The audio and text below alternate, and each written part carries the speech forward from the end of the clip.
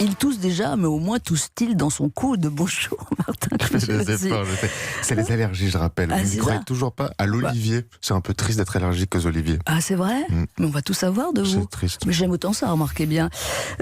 Place au journal des médias, quand même, vous êtes là pour ça. Hein. Qu'avez-vous en stock aujourd'hui? TF1 qui s'engage encore dans ces séries. Voilà qui pourrait ne pas plaire à une polémiste. On l'entendra sur CNews, mais pas forcément en podcast. Et les podcasts, tiens, Trump, est-ce qu'il écoute ? Jingle, ouais, jingle audience, parce que moi je suis jamais allergique aux audiences. Qu'est-ce qui a marché Pour être Martin? désensibilisé. M6 est première hier avec le film Les Dents, Pipi et Oli. 17,4%. Bon, c'était mignon ce film. 17,4% du public. M6 qui est donc devant TF1. TF1 relégué à la seconde place avec Camping Paradis. 14,5% d'audience. Pour fermer le podium, France 2 avec sa série policière Motive le mobile du crime, 12% du public. Culture Média. Qui pourra voir le foot en France, Martin? Téléfoot, la chaîne va débarquer sur les box SFR avec même cerise sur le gâteau. Une offre couplée Téléfoot RMC Sport pour 25 € par mois. Téléfoot avec le meilleur de la Ligue 1, mais pas que. On apprend aussi qu'il y aura le meilleur de la Ligue des Champions et de l'Europa League sur Téléfoot après un accord avec SFR toujours. TF1 maintenant. Vous nous parliez hier de Mention particulière, cette fiction bientôt de retour. On y suit Laura, une jeune trisomique. Et bien la une continue de porter à l'écran des thèmes sans tabou. Ça s'appellera cette nouvelle fiction Il ou Elle. Alors Il ou Elle, c'est le titre, hein, c'est pas ça s'appellera soit il soit elle, s'appellera bien Il ou Elle ensemble. Je me suis demandé si on comprenait quand je l'ai écrit. Ça s'appellera Il ou Elle parce qu'on y parlera de transidentité. On va suivre un ado, Julien. Alors comme tous les ados, eh bien le corps de Julien va changer, des muscles qui se dessinent, des poils un peu partout, une voix qui mue. Sauf que Julien, depuis tout petit, il se sent femme. Bref, Julien, c'est une femme née dans le mauvais corps. Dans cette nouvelle fiction, on va parler transition et tolérance. Déjà en 2017, TF1 avait parlé de transidentité à 20h50. Ça s'appelait Louise et ça donnait ça. Bonsoir Agnès. Ah oui, c'est moi. Je te reconnais, hein. Même si t'as changé, je t'ai reconnu tout de suite. Donc tu l'as fait. Hein. Et t'es allé jusqu'au bout? Oui, c'est définitif.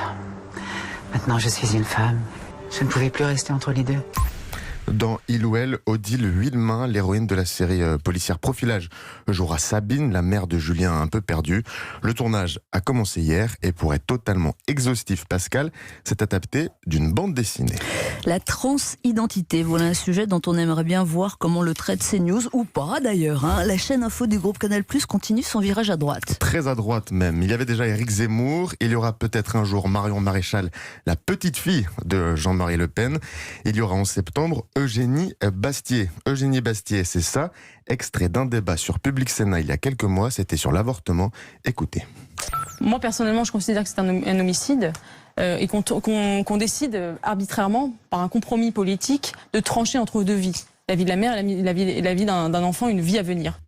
La journaliste conservatrice et très proche de la Manif pour tous, découverte par Le Figaro, était jusque-là polémiste régulière sur BFM TV. Et donc Eugénie Bastier change de crèche.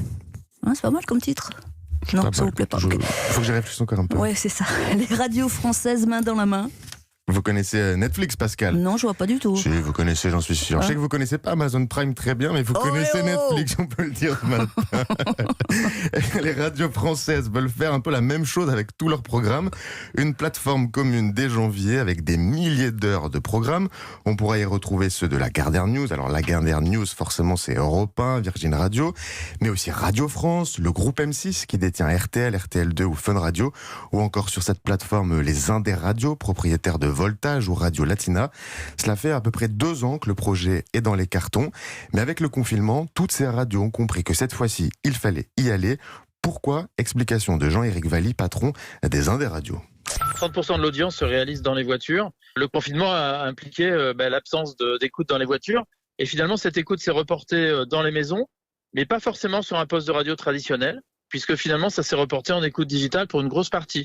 Il y a une qualité sonore supérieure et il ne faut pas qu'on soit piégé par les propositions des GAFA, par les propositions des agrégateurs qui, encore une fois, n'ont pas un véritable intérêt à ce qu'il y ait un lien entre le public directement et les radios.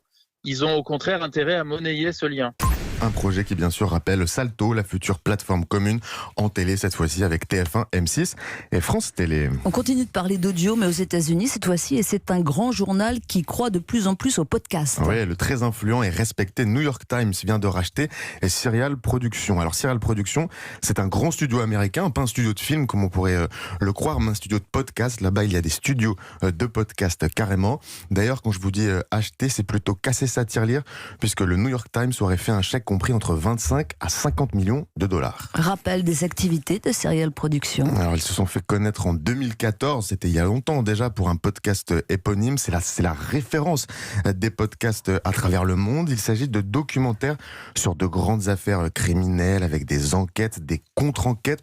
On pourrait dire grossièrement que c'est une sorte de faites entrer l'accusé en podcast. Jusqu'à 300 millions de téléchargements pour certains épisodes. Plus récemment, il y a eu aussi The Daily. C'est un podcast quotidien pour savoir ce qui s'est passé aux États-Unis et dans le monde. Chaque jour, ce sont près de 3 millions d'Américains qui téléchargent The Daily pour s'informer. The Daily du New York Times.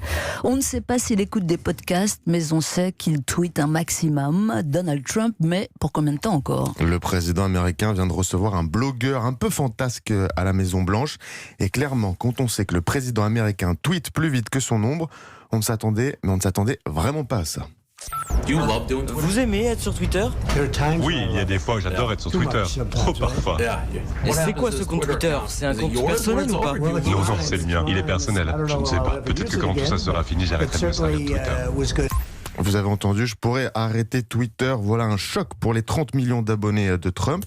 Est-ce que vous savez, Pascal, en cette fin de mandat, à quelle fréquence Trump envoie-t-il un tweet ? 10 par seconde environ. Non, un tout petit peu plus, mais quand même une fois tous les 3 quarts d'heure. Un tweet tous les 3 quarts d'heure. Et reste du temps, il joue au golf. Martin Cangelosi, merci beaucoup et rendez-vous demain pour le nouveau journal des médias.